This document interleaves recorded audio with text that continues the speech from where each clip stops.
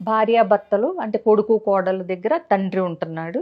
ఆయనకి భోజనం పెట్టేటప్పుడు ఆయన కొంచెం పెరుగు ఇయ్యమ్మా అంటాడు చివరిలోకి వచ్చేసరికి. పెరుగు లేదండి ఇవాళ అంటదావిడ. ఆయన భోంచేస్తాడు, వెళ్ళిపోతాడు. ఈ లోపలే వ్యాపారం చూసుకుని భోజనానికి కొడుకు వస్తూ వస్తూ గడపలో ఉండగానే భార్య తన తండ్రికి పెరుగు లేదనటం వింటాడు. పెద్ద పట్టించుకోడు. భోంచేసి కాళ్ళు చేతులు కడుక్కుని వచ్చాక ఈ భార్య భర్త అంటే కొడుకు కోడలు భోజనానికి కూర్చుంటారు. ఆ క్రమంలో పెరుగు సరిపడా ఉండటాన్ని వీళ్ళిద్దరూ పెరిగేసుకుని తింటారు. ఈ అబ్బాయి కోడలు, భార్య భర్త. తిన్నప్పుడు కొడుక్కి మనసు బాగా చివుక్కుమంటుంది. ఎందుకంటే తండ్రి పడిన కష్టం ఏంటో, తండ్రి వ్యాపారాన్ని తనకు అప్పచెప్తే తను ఎంత మంచి స్థాయిలో ఉన్నాడో, ఇవాళ తను ఇలా ఉండటానికి తండ్రి చెమటోడ్చి కష్టపడి సంపాదించి ఎంత ప్రేమగా పెంచాడో తనకు తెలుసు. ఎందుకంటే ఇతని తల్లి చిన్నప్పుడే పోతే కూడా అందరూ రెండో పెళ్లి చేసుకోమంటే కూడా తన తండ్రి చేసుకోకుండా, వద్దు నా కొడుకుని సవతి తల్లి ఎలా చూస్తుందో అని చెప్పి తనే బాగోగులు చూసుకుని వ్యాపారాన్ని పైకి తెచ్చి పెళ్లి చేసి తన వ్యాపారాన్ని కొడుక్కిచ్చి చూసుకోమని చెప్పి తను ఇంట్లో ఉంటున్న తండ్రికి ఆఫ్టర్ ఆల్ భోజనంలో పెరుగు తినలేకపోతున్నాడు నా తండ్రి, నా భార్య ఇలాంటి మనస్తత్వంతో ఉంది అనేది చాలా బాధకు గురి చేస్తుంది అతన్ని.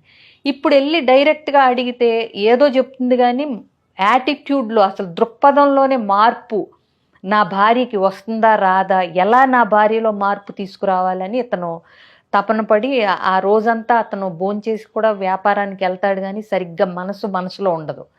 ఆలోచించి రాత్రల్లా నిద్రపట్టక ఆలోచించి ఒక ప్లాన్ వేసి భార్యని మార్చుకోవటం కోసం ఏం చేస్తాడంటే తెల్లవారుజామునే ఇంకా భార్య లేవదు వాళ్ళ నాన్నని తీసుకెళ్ళి 2-3 ఊళ్ళ అవతల తెలిసిన వాళ్ళు ఉన్న ఊర్లో ఒక మంచి ఇల్లు ఏర్పాటు చేసి అక్కడ తండ్రికి కావాల్సిన అన్ని సౌకర్యాలు అన్నీ సమకూర్చి ఒక వారం రోజులు మీరు ఇక్కడ ఉండండి నాన్నగారు, పని ఉంది, నేను తర్వాత చెప్తాను ఏ సంగతి, మీరు ఇక్కడ ఉండండి అని చెప్పి ఇంటికి వచ్చేస్తాడు. మామూలుగా ఉంటాడు. భార్య అడుగుతుంది, మామగారు కనిపించట్లేదు ఎక్కడికి వెళ్ళారంటే నాకు తెలీదు, నేను ఆఫీస్కి వెళ్ళి వస్తున్నానంటాడు.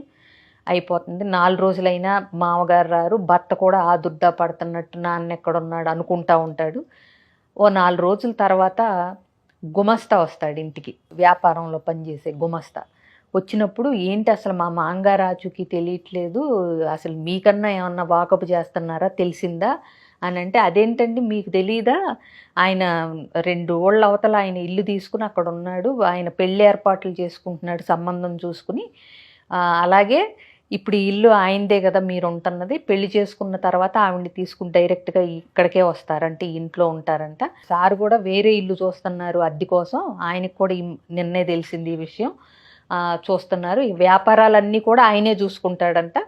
ఇక మీరు ఈ ఇంట్లోంచి బయటికి వెళ్ళి మరి మీ ప్రయత్నాలు ఏవో మీరు చూసుకోవాలని సార్ కూడా టెన్షన్ పడుతున్నారని చెప్పేసరికి ఈవిడికి ఫ్యూజులు ఎగిరిపోతాయి. కోడలికి రియాలిటీ కనిపిస్తుంది ఆవిడికి.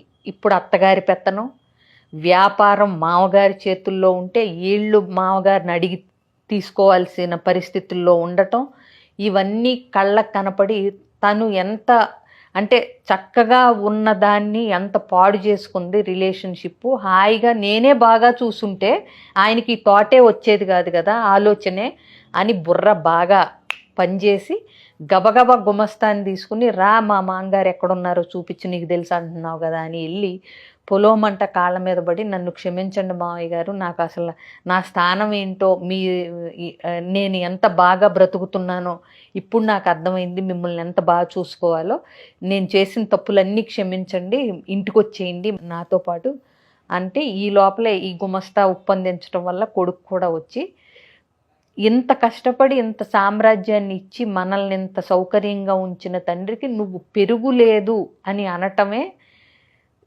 ఈ కథ మొత్తానికి కారణమైంది. సో ఒక పెరుగు దగ్గర మొదలైంది, రేపు ఎక్కడి వరకు వెళ్తుందో, రేపు ఇంకా అవసరమైనప్పుడు ఇంకేం లేదంటావో, ఇంకెలా ట్రీట్ చేస్తావో, ఆయనకి ఇప్పుడంటే ఓపిక ఉంది, రేపు ఆయన ఓపిక అయిపోయినప్పుడు, నేను లేనప్పుడు నువ్వు ఇంకా ఆయన ఎంత చులకనగా తీసి పారేస్తావో అనేది నీకు తెలియచెప్పటం కోసమే. మామూలు మాటలతో చెప్తే నీకు అర్థమయ్యేది కాదు, అందుకని తెలియచెప్పటం కోసమే ఈ నాటకం ఆడాల్సి వచ్చింది, ఇది మా నాన్నకు కూడా తెలియదని రండని ఇద్దరు క్షమాపణలు అడిగి తీసుకుని వెళ్ళి చక్కగా పువ్వుల్లో పెట్టి చూసుకుంటారు.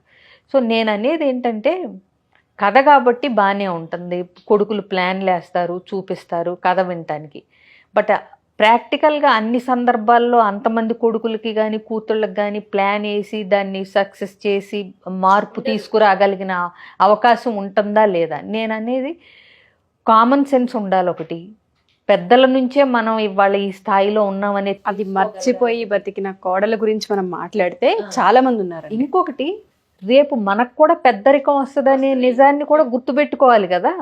ప్లస్ మనం లా ఆఫ్ అట్రాక్షన్ మాట్లాడతాం, what goes around comes around, కర్మ గురించి మాట్లాడతాము, పిల్లలు మనం చేసేది చూస్తానే ఉంటారు. అవునా? అవును. సో ఇన్ని జరుగుతున్నప్పుడు నువ్వు ఇన్ని సౌకర్యాలుండి ఇంత అంటే డిజిటల్గా ఏంటి టెక్నాలజికల్గా నువ్వు అడ్వాన్స్ అవుతూ నువ్వు బేసిక్ థింగ్స్, పెద్దవాళ్ళని గౌరవించాలి, తల్లిదండ్రుల్ని బాగా చూసుకోవాలి అనే ఒక జీవన సూత్రం తెలుసుకోకుండా ఎంత టెక్నాలజీ అభివృద్ధి చెంది ఎన్ని లక్షల జీతం వచ్చే ఉద్యోగాలు చేసి ఉరుకులు పరుగులు పెట్టి ఏం సాధిస్తాం చివరికి?